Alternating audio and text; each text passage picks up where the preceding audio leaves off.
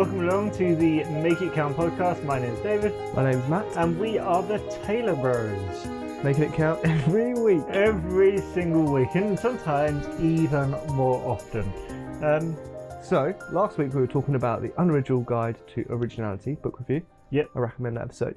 This week came across an interesting idea from James Clear in one of his newsletters, and it was about scaling, problem solving on different scales. And so he sets up the saying, if you have an issue that seems impossible on one scale, try it on a different scale, and maybe you've got new hope to actually solve that. So the example he used was like, how do we create a more unified nation? He said, well, that seems impossible on that scale. But if you go neighbourhood scale, how can we engage in the neighbourhood and bring people together? Suddenly, you can come up with actual, real, practical things you can do in your local neighbourhood, and it seems possible. Okay, so James Clear, he's our Atomic Habits guy, isn't he? That's his thing. So it's about making things smaller, right? So Yes. like you said, that how do we create a more unified country? It's really difficult. That whichever country you're in, you're dealing with millions of people, potentially more, different ideas and things like that, and maybe not even have a desire for unity. Yeah. But he's saying actually, that's too big. So can we make this smaller? What about the neighbourhood? Yeah, absolutely. So I thought that was an interesting take and a good follow-up to the Unoriginal Guide to Originality, because it's, again, a new way of thinking about maybe creativity or a novel approach to common problems. Okay. And so with regards to that then, do you think it works in a different way? So look at it on a different scale. You have a tiny problem. Do you need to make it bigger? Yeah. So if you go for the extreme makeover school of thought of like, instead of clean your room, blow up the house and build a new house. Yeah. I'm not sure that works, to be honest. A full reset. It's not a particularly practical solution for the average day-to-day person. Okay, yeah, but it might be. So yeah, okay, interesting. Right. So you think it's all about scaling it down then? I hadn't thought about scaling it up, actually. That you've pulled out an interesting theme there. I'm trying to think now on my feet, what would scaling up help with? Perspective, bigger picture, an overall goal. Yeah, and maybe even sometimes spotting a bigger trend. So if, for example, there is a problem in your neighbourhood and you're like, we can't figure this out, or in your house, we can't figure this out. But if you then look at it maybe on a wider scale, even a city scale, or sometimes that you might go, oh, actually, the cause of this is upstream, and it's a different problem we need to solve completely. So, for example, you still play for a local football team. I don't anymore. Yep. But I played for them for like over 10 years. And every year it felt like, we're trying to get players. We're trying to get them in. What can we do to make sure we got enough players for every match day throughout the year? Yes. And, even when it's a snowy December Saturday afternoon and it's cold and people would rather be in, we need to have at least 11 players, preferably, 15 or 16, so you can have some substitutes.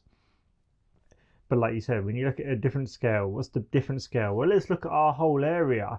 Well, there used to be, 8 to 10 clubs within maybe 5 to 10 miles of where we lived. And now there's only one. Yeah.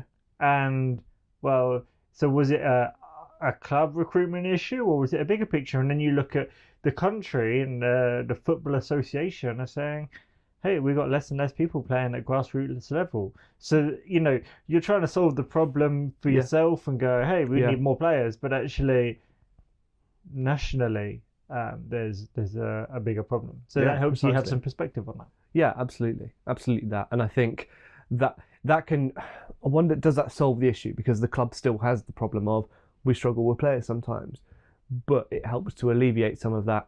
Oh, well, it's not necessarily our fault. How can we join with other clubs perhaps, or how could we as a whole come together to tackle this? And it changes the conversation. Not a particularly practical solution. Yeah, well, I was going to say, to all of this, what does that mean for you making it count, for me making it count, for anybody listening out there? How can we make it count when we're talking about these issues of scaling? I wonder if, well, again, I was coming across something recently. It was this article. Maybe we should read it and do an episode on it. But it was blew up in the COVID. It was how the millennial generation became the burnout generation. And again, our whole podcast is about purpose and meaning. And effectively, what leads behind this burnout was this thing of we're constantly trying to strive to these impossible goals that we can't make.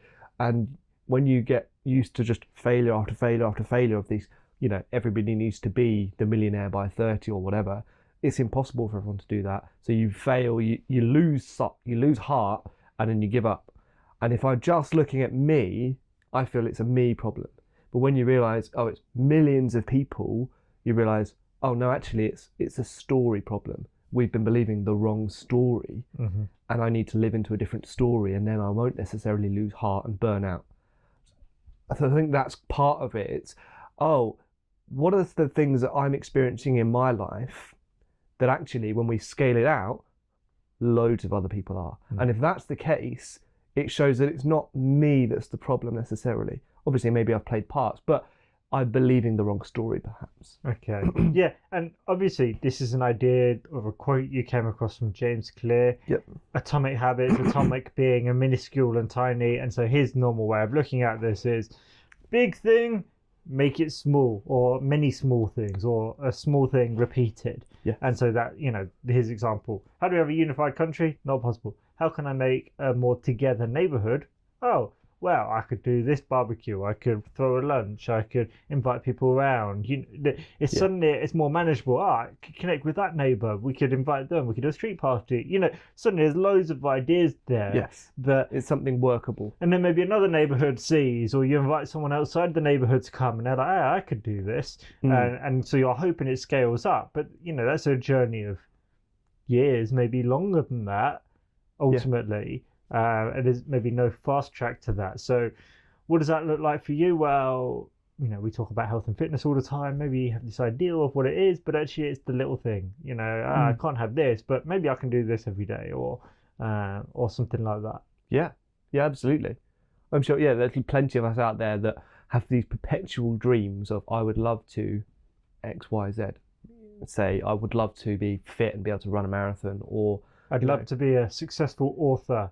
Well, be an unsuccessful author first. Yeah. Well, something I'm working on at the moment. I'd love to actually be fluent at several languages. Well, the only way I'm going to be able to do that is, instead of just going like, see a table of Spanish speakers at a table, like just going blah blah blah blah blah, and being like, oh, I wish. That's never going to happen. Break it down into smaller day-to-day. What do I need to do today in order to take one step closer? And you might think that's not a scale down. Well, it's a scale down in terms of time and effort. What can I do now? Or what can I do today to move towards my goal? Don't necessarily mean I get there all in one big step.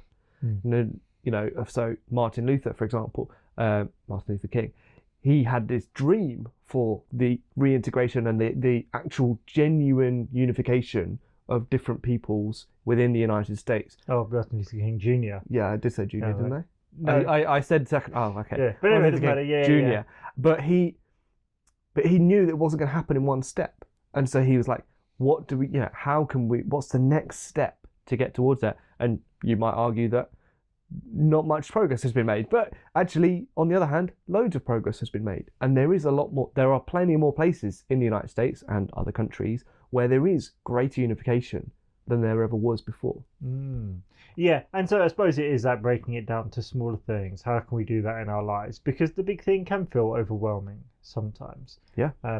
So yeah, scaling is an interesting one. The small big, I think, can be useful as well to get you a bigger perspective, and like you said, actually to normalize some of our experiences and recognize, hey, so maybe it's not the main thing, but for example, I think with politics, we don't really talk about that much on the podcast, but I heard recently that, basically every leader in the world is unpopular right now. Yes.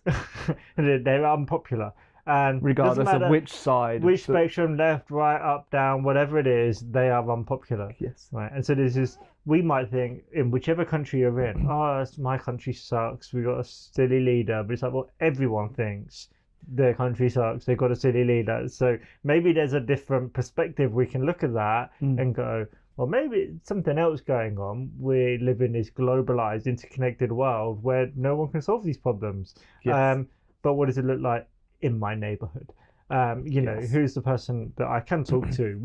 What about how am I with my neighbors, let alone with, you know, how frustrated I am at the big picture. So I just thought it was interesting. That's a scale thing. And I think we should maybe wrap this episode now. Just to tie it with one more idea we've talked about plenty is I like the idea of when you go from large scale down to small scale, because that feels like it's taking it from a realm of this is a problem in the area of concern or the circle of concern to how can I make it small enough that actually it fits in my circle of influence and I can do something about the bigger problem. And I like that, because that's empowering and it gives you real tangible ideas. Because how many of us basically end up being spectators on the world stage going, look at that terrible thing happening there, or that political thing, or this uproar.